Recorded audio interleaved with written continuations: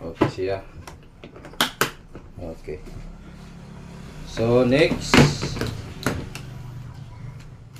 compass, Japanese one, gold locator, okay. Okay. Apay ikatatlo.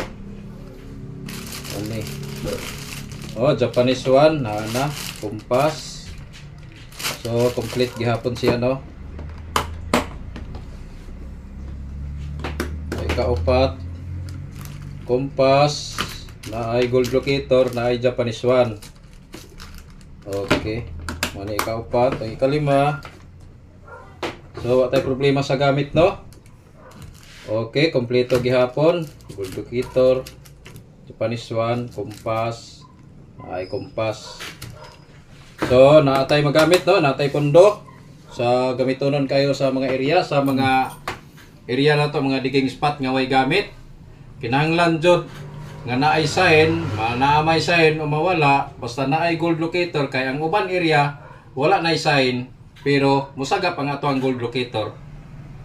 Bingo jud kung makuha no. Anara kung asa mo tuyok dito mo digging, kay ang locator gold locator gamitan yung Japanese one direct to the point, tuyok jud siya. Inana lang Japanese one mo tuyok pud gyapon na kung magkalot na sa ilalom sa yuta. Diba sinalabyan? O inanarang may himo no. So good luck sa tanan no, mga katiits. Hapit na ang kalag-kalag. Init kayo ang panghunting na to karon. Kaya hapit na ang kalag-kalag. Okay. Thank you. Salamat. Happy hunting.